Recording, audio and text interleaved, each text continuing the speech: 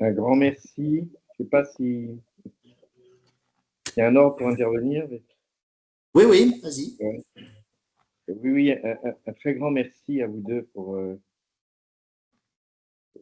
cette synthèse ces dernières années sur cette question du tramway. Il se trouve que nous, à Avignon, ça a été un débat. Vous avez vu que, enfin, vous avez vu, la liste était longue, mais le tramway à Avignon, c'est 6 km. Voilà. Donc, par rapport aux équipements qu'il faut, notamment en extrémité, etc., 6 km, c'est un problème de sens. Et le débat sur Avignon et sur l'agglo d'Avignon, avec un avis très différent et même très opposé entre la maire d'Avignon, minoritaire à l'agglo, et l'agglo, ça a été tramway ou bus à haut niveau de service. Oui. Beaucoup moins cher, dans une ville et une agglo pauvre. Bus à haut niveau de service, au niveau de, on peut traiter de façade à façade, on a les mêmes intérêts en termes de pollution de l'air, on a le même transfert modal, enfin on a tous les mêmes intérêts que vous avez cités sur les tramways, et il est beaucoup moins cher. Oui. Et du coup, ce qui m'intéresse dans les réflexions que vous avez menées, c'est voilà, qu'est-ce qui fait qu'à un moment donné, on va choisir le tramway plutôt que le bus à haut niveau de service, sachant que sur la plupart des critères que vous avez cités, c'est la même chose. Quoi. Tout à fait. Tout Je à suis fait. favorable au tramway. Hein, j'étais dans la bande et dans l'opposition, j'étais favorable au tramway, mais pour d'autres raisons. Peut-être qu'on y reviendra après. Alors, on va essayer de répondre à deux voix comme on a fait la présentation avec Mélissa. Moi, je dirais, en fait, il y a déjà les extrêmes. Donc, il y a le tramway de Bordeaux, par exemple, est relativement long, donc il a une très forte capacité. Ensuite, on a des bus monocaisses qui sont très courts et qui ont une très petite capacité. Et puis, il y a une zone au milieu qui rassemble à la fois les tramways légers et les bus à haut niveau de service, où on est à peu près dans les mêmes capacités de transport. Donc c'est dans cette zone du milieu où les choses se floutent un petit peu si on parle en termes de transport pur et dur. Et on voit par exemple entre l'ancien Translore qui est ce tramway très léger avec un seul rail et le BHNS de Pau, clairement on est à peu près sur les mêmes capacités unitaires par caisse de tramway, quoi, hein. Donc un service de transport relativement équivalent.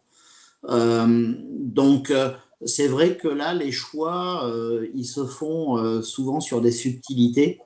Alors, soit des subtilités un peu d'ordre politique, c'est-à-dire le tramway, quand même, il s'impose. Il s'impose beaucoup plus. Il nécessite, comme on l'a dit, une réflexion de tous les réseaux, etc. Une fois qu'il est fait, on ne peut pas le déplacer. Donc, c'est vrai qu'il y a, quand on raisonne sur le long terme, on peut se servir du tramway en disant on va faire quelque chose qui s'inscrit réellement dans la durée, quoi. Par contre, ce qui coûte, alors ça coûte plus cher un investissement. Après, il y a plein d'études qui disent que sur l'exploitation sur 30 ans, les choses peuvent se discuter parce qu'un tramway sur rail, ça s'use quasiment pas, hein. Voilà, ça roule sur des rails, alors qu'un tramway sur pneus, ben, c'est comme un bus, hein. On le change plutôt tous les 15 ans, tous les 15-20 ans.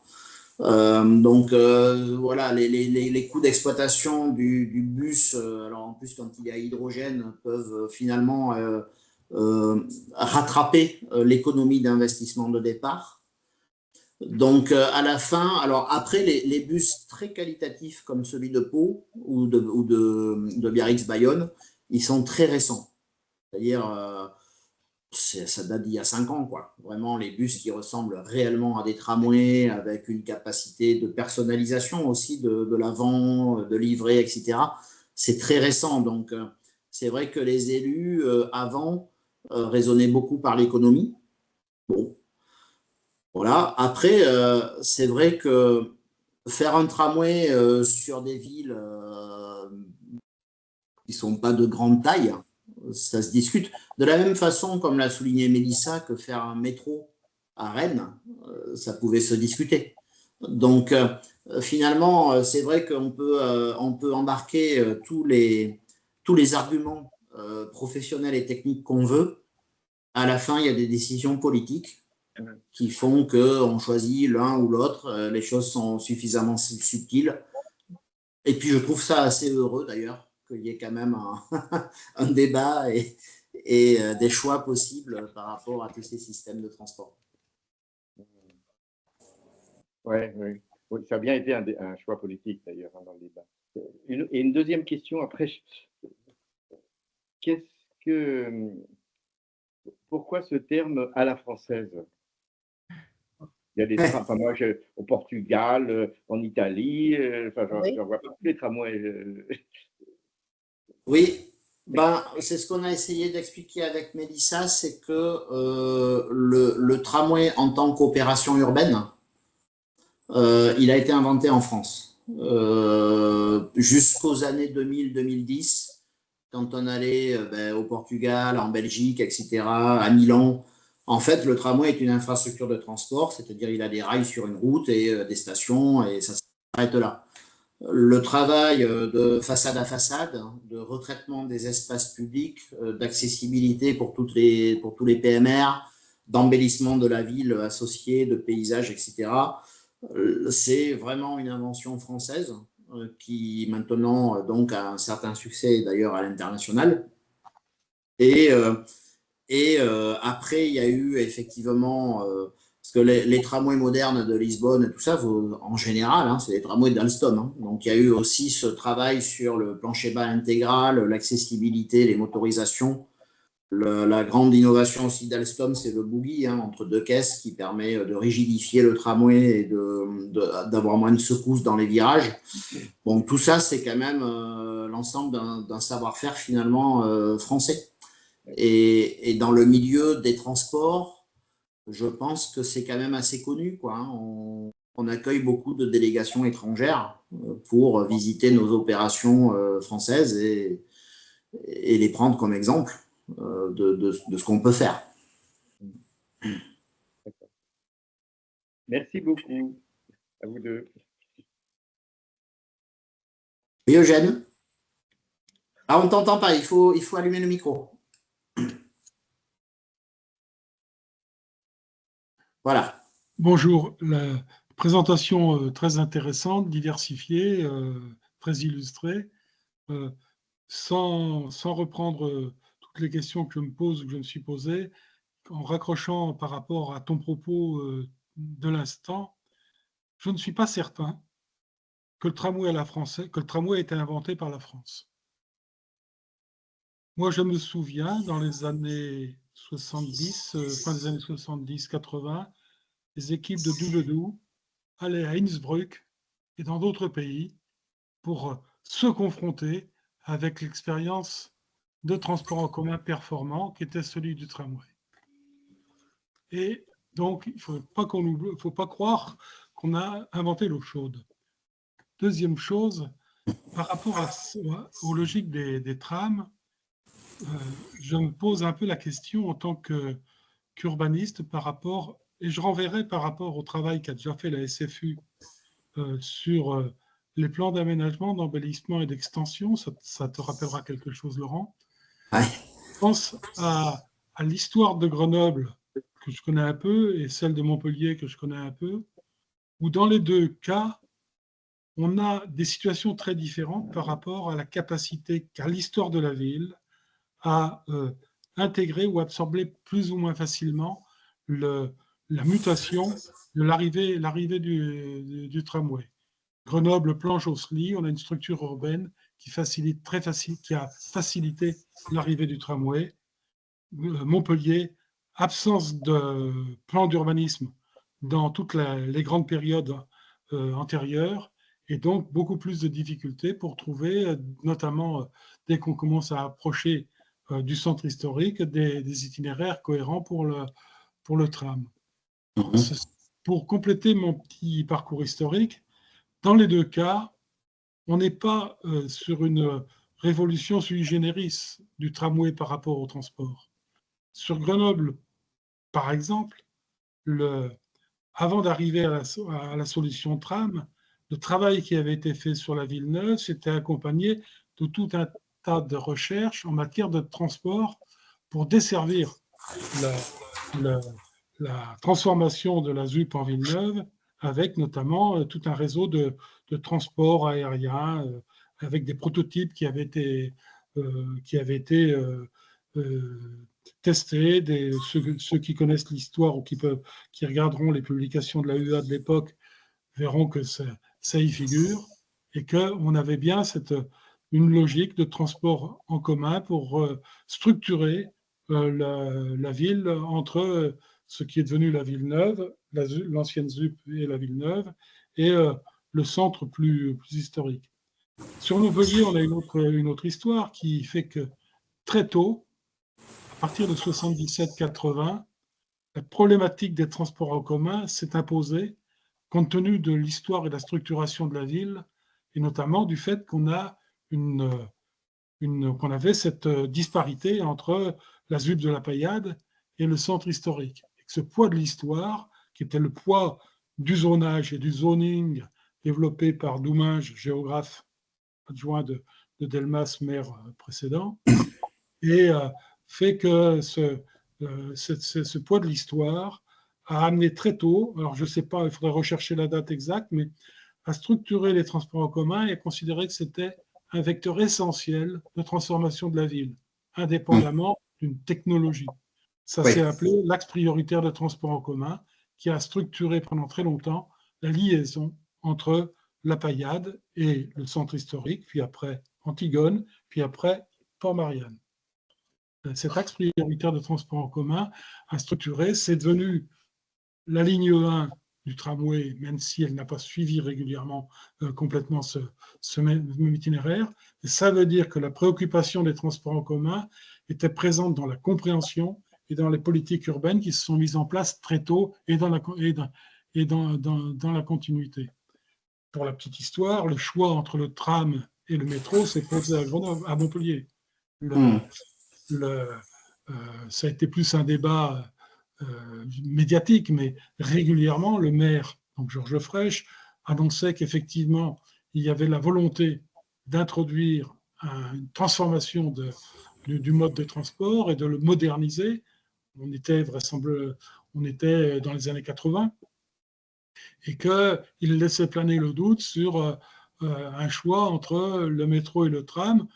Bon, les esprits raisonnables savaient très bien qu'il n'y avait sans doute pas beaucoup de choix en réalité parce que l'échelle de la ville et un certain nombre de contraintes techniques ne laisseraient pas de place pour le tram, mais ça a perduré jusqu'à ce que, in fine, la décision soit prise en dehors du référendum qui à un moment avait été annoncé pour le tram. Donc ce que je veux dire, c'est que le tram n'est pas un objet qui transforme la ville, c'est quelque chose qui s'inscrit dans une continuité de son histoire par rapport au transport et la manière dont ils sont maîtrisés et instaurés progressivement. Merci. Mélissa, tu veux rebondir? Non, je suis totalement d'accord aussi avec ce que nous a partagé Eugène sur... Ouais. Moi, je suis quand même pas tout à fait d'accord sur un point. Effectivement, mais bon, on va rien apprendre des urbanistes, mais les choses ne naissent pas comme ça dans un chou-fleur du jour au lendemain. Donc, le tramway à la française n'a pas été une création ex nihilo, je suis entièrement d'accord, et il y a des continuités dans tous les sens. Il y a eu énormément de recherches sur les transports. C'est pas Chantal qui va me contredire pendant l'invention des villes nouvelles.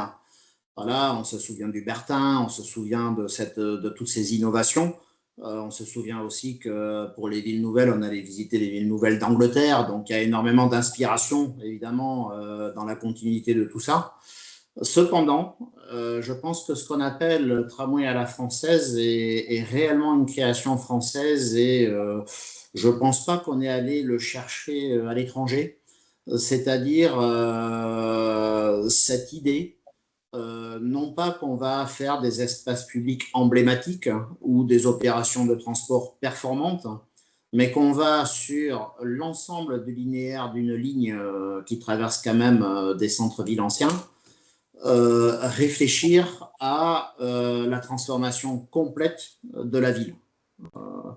Et ça, j'ai eu beau chercher, il y a un gros bouquin là qui est sympa où il y a tous les tramways du monde là. J'ai eu beau chercher des exemples, je pense qu'il y a quand même un savoir-faire français qui a été inventé. J'ai essayé de donner quelques raisons à l'époque et qui perdure, hein, qui est quand même assez unique. C'est ça que je voulais mettre un petit peu en avant à travers cette idée de tramway à la française et qui nécessite quand même, au titre de l'urbanisme, puisqu'on est quand même là pour en parler, une posture très différente de cette convocation au sein de groupements assez complexes et très pluridisciplinaires d'une multitude d'acteurs de la ville pour imaginer comment on va faire ce levier sur tous les effets induits que peut occasionner le tramway. Est-ce que, ouais, je comprends mieux, est-ce que le fait que nous ayons, par rapport à d'autres pays, on parlait du Portugal, mais il y a la Suisse, il y a Rome, Ouais, donc, ouais. le fait qu'on ait abandonné le tramway pendant des décennies, hier, hein, on a abandonné le tramway, alors que eux ont continué le tramway.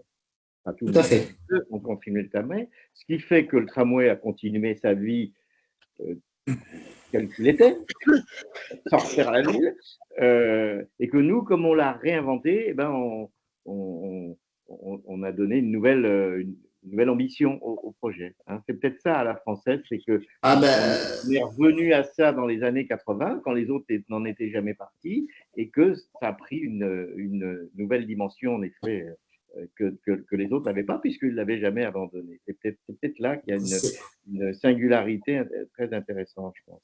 Sur l'inscription de Bordeaux sur la liste du patrimoine mondial, alors, là aussi c'est du débat, hein, on n'est pas dans des sciences exactes, mais je suis pas certain que c'est le tramway qui soit pour quelque chose, parce que le patrimoine mondial et son inscription sur la liste par l'UNESCO, c'est un processus en constante évolution.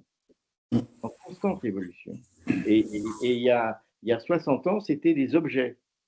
Voilà. C'était le Palais des Papes. Voilà. oui, Pas mettre oui. plus. Et puis petit à petit, on en est arrivé au quartier. Et puis voilà. Et ça grandit de plus en plus et dans le monde entier, et qui est tramway ou pas, quoi. Cette notion de patrimoine évolue comme tout, hein, évolue de jour en jour. Et nous, par exemple, notre inscription sur la liste, elle concerne, vous connaissez tous Avignon, j'ai envie de le dire, non, je plaisante. Elle concerne le Palais des Papes, la place qui est devant, le jardin qui est au-dessus, la cathédrale, puis un morceau de rempart. Et là, le débat en ce moment avec l'UNESCO, c'est faire tout l'intramuros. C'est une Oui, oui, évolution. oui. Ça n'a rien à voir avec le tram, qui Alors, n'entre pas dans l'intramuros, ce que moi je regrette. J'aurais bien aimé qu'il aille jusqu'au centre. Mais, bref. Et ce n'est pas l'UNESCO qui nous l'a interdit. En fait. Mais voilà, je crois que c'est l'évolution de cette notion de patrimoine qui est une notion culturelle et qui bouge. Voilà. Alors, comment le tram y a participé? Ce serait, ouais, c'est intéressant si tu as des données de connexion entre ce fait que le patrimoine mondial concerne des morceaux de territoire de plus en plus grands, qui est le tram ou pas, et le fait qu'il y ait le tram. alors je pense qu'effectivement, on aurait pu faire classer Bordeaux à l'UNESCO sans le tram. Il n'y a aucun doute là-dessus. Mais il faut voir la rénovation de la ville qui a été faite. Quand on voit la photo là, avec toutes les voitures, c'était très difficile en fait d'imaginer une transformation de la ville sans un remède de cheval, qui aurait pu être autre chose que le tram. Hein. Je veux dire, On aurait pu dire, bon, voilà, on piétonise tout, puis voilà. Mais à Bordeaux, il y a eu aussi une spécificité, j'en ai pas parlé parce qu'on peut pas tout. Mais c'est qu'en même temps, le tramway, il longe en fait les quais. Il y a eu le déclassement des quais qui était donc un port national, hein, donc de l'État vers la ville, et la rénovation associée de l'ensemble des quais. Donc là, c'est un aménagement urbain de très grande ampleur. Que le tramway, en fait, il s'est déroulé au fur et à mesure que le tramway est arrivé. Donc, le tramway a été le prétexte, finalement, pour dynamiser les travaux, mettre tout ça en cohérence, etc. Il a aussi été le prétexte pour, comme je l'ai dit, rénover les façades en même temps. Donc, c'est pour ça que j'appelle ça un outil. C'est un outil de transformation très, très puissant. Après, dans le tramway proprement dit, il y a quand même eu cette idée dès le départ que si, alors là, ça touche vraiment le tramway, mais c'est aussi lié au patrimoine, qu'il ne fallait pas qu'on mette des caténaires dans le centre-ville, parce que sinon, on allait le dégrader et on n'allait pas présenter l'image qu'on voulait. Donc, parce que cette innovation de l'alimentation par rail à Bordeaux, on ne l'a jamais refait après, parce que ça a été un truc, ça a coûté très très cher, et puis on s'est cassé les dents sur le système. Donc voilà, il y a eu quand même cette ambition qui était de prendre cet outil et d'embarquer tout le monde finalement vers une transformation de la ville. Est-ce qu'on aurait pu le faire sans cet outil, ce prétexte finalement? Bah, oui, la question reste ouverte, évidemment. On l'aurait fait un jour ou l'autre. Voilà. Il y a une question, Laurent, dans la conversation de quelqu'un qui n'a pas de micro, visiblement. Ah oui, c'est Pascal. Oui. Alors, attends, j'ai pas vu la conversation. Conversation. Pascal, il va falloir transformer, valoriser, densifier les zones d'activité économique. Peut-on envisager ces transformations à partir, alors là, peut-être que Mélissa, tu peux expliquer un peu le SCOT, si tu connais bien, de Montpellier, avec l'avenue qui va vers la mer. Alors, c'est pas directement lié au tramway, mais oui, la desserte des zones commerciales et des zones périurbaines en tramway, elle est également au goût du jour. Je ne sais pas, Mélissa, tu connais cet exemple de l'avenue de Montpellier qui va vers la mer avec tout le SCOT de Réchenne et compagnie avec le tramway dedans? Je peux répondre. Eugène. Oui, voilà. Alors, Eugène, viens que tu répondes.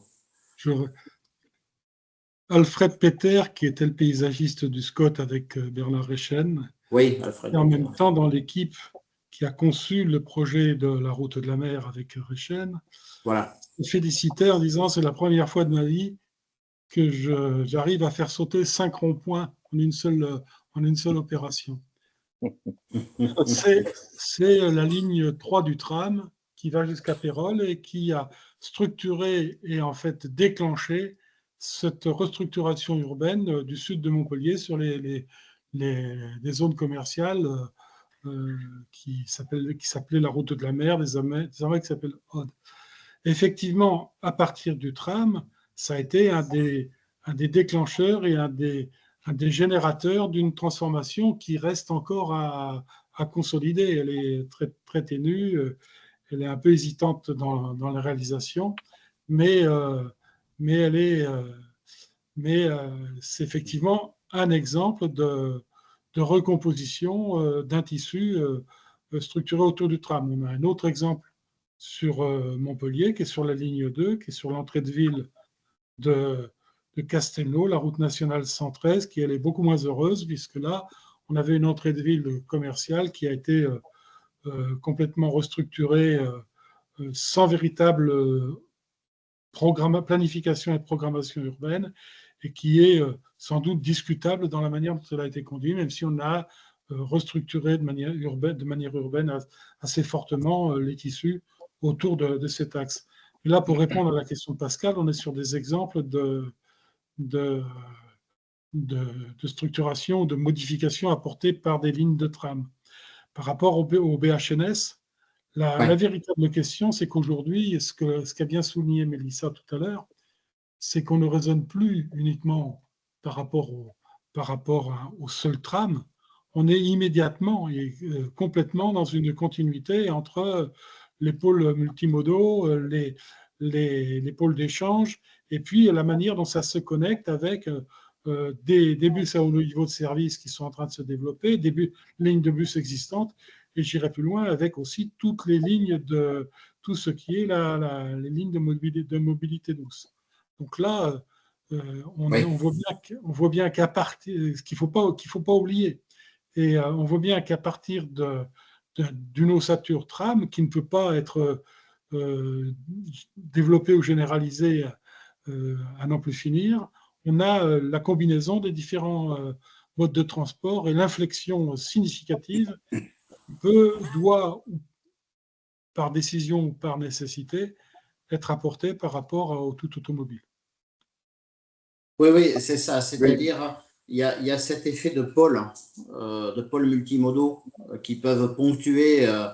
Et je pense qu'il est un peu illusoire de croire que le tram peut vraiment requalifier des zones commerciales sur l'ensemble du linéaire et de la section courante du tram.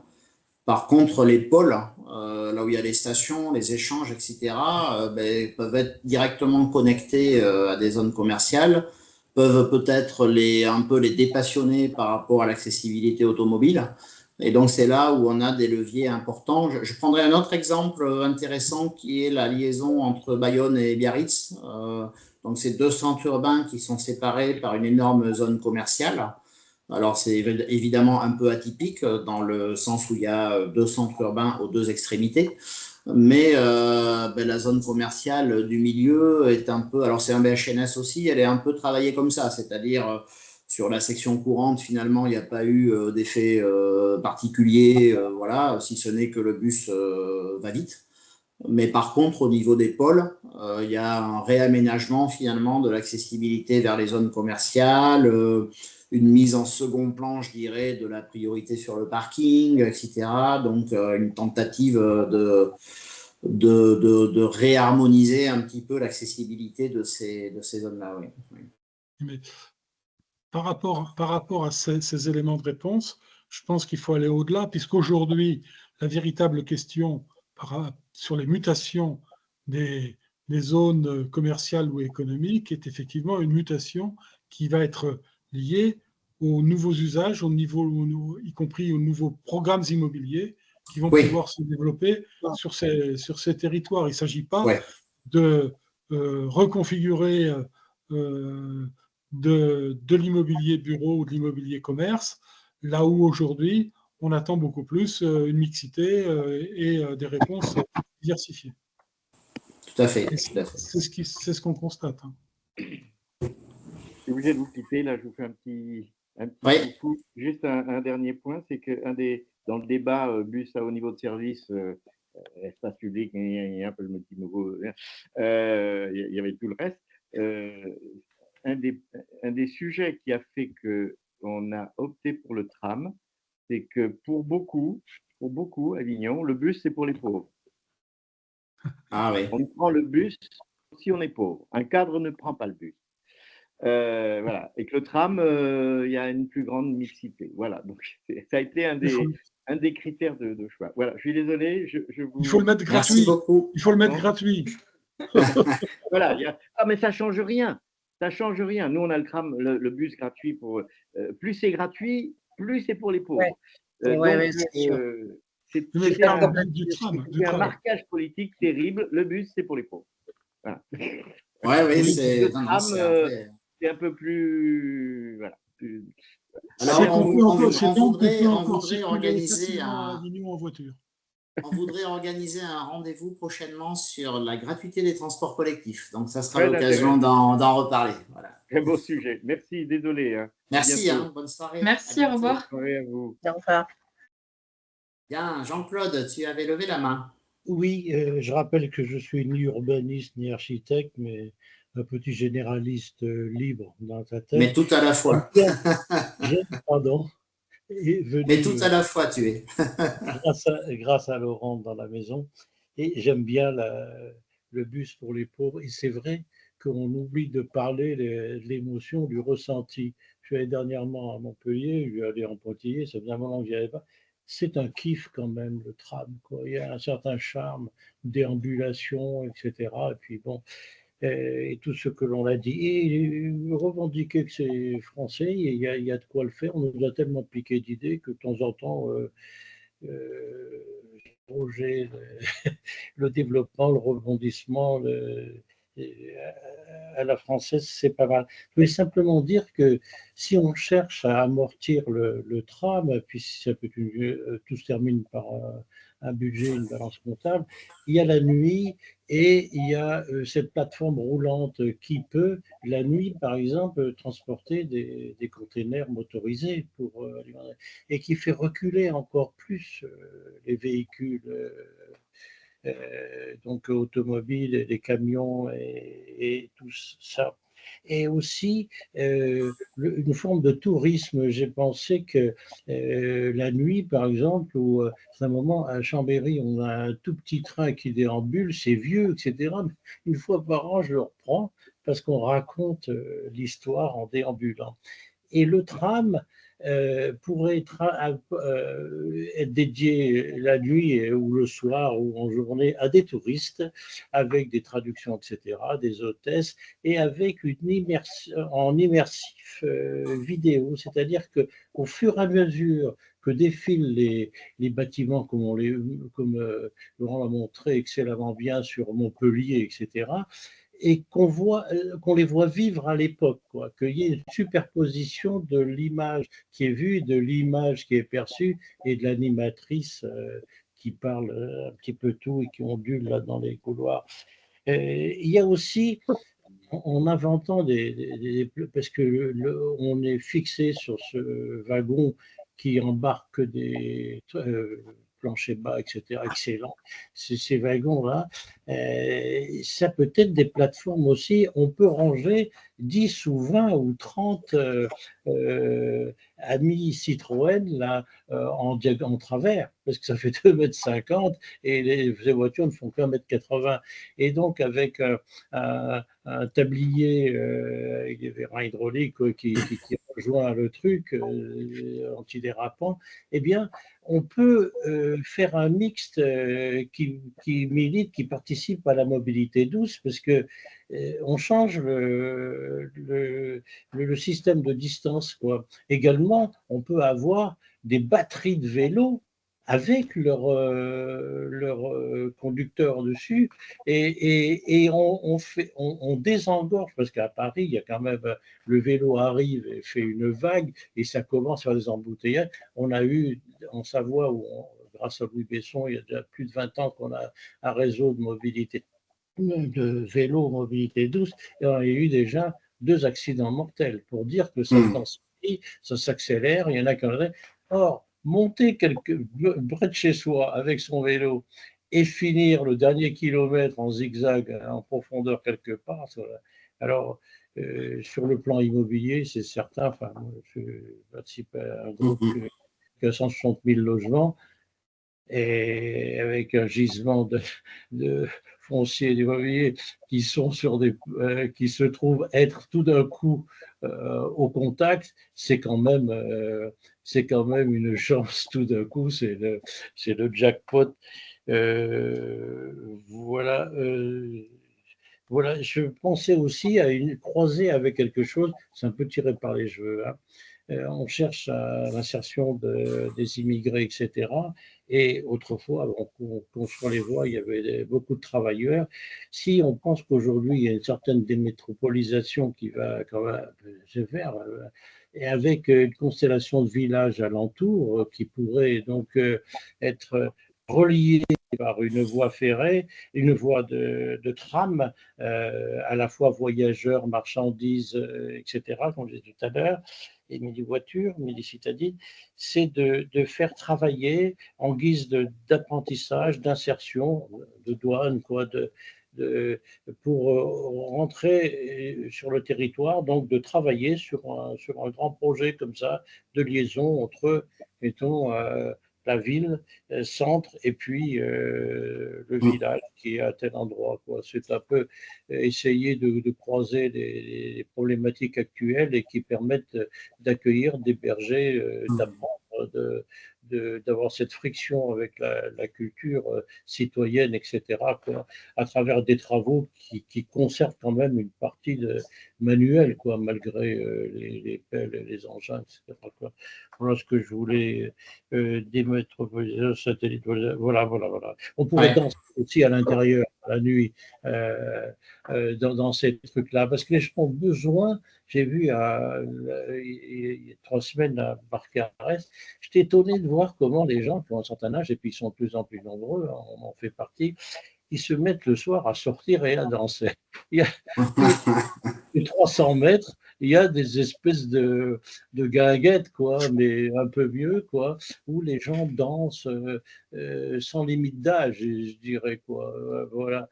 Et donc, danser dans un tram, ça peut, avec des artistes qui peuvent imaginer ça, ça peut être des trucs rigolos. Je m'excuse pour tout. Merci beaucoup, Jean-Claude. Non, mais voilà, j'aime beaucoup ton intervention parce qu'elle illustre bien que c'est pas fini. On peut encore imaginer beaucoup de choses comme on les a imaginées à l'époque.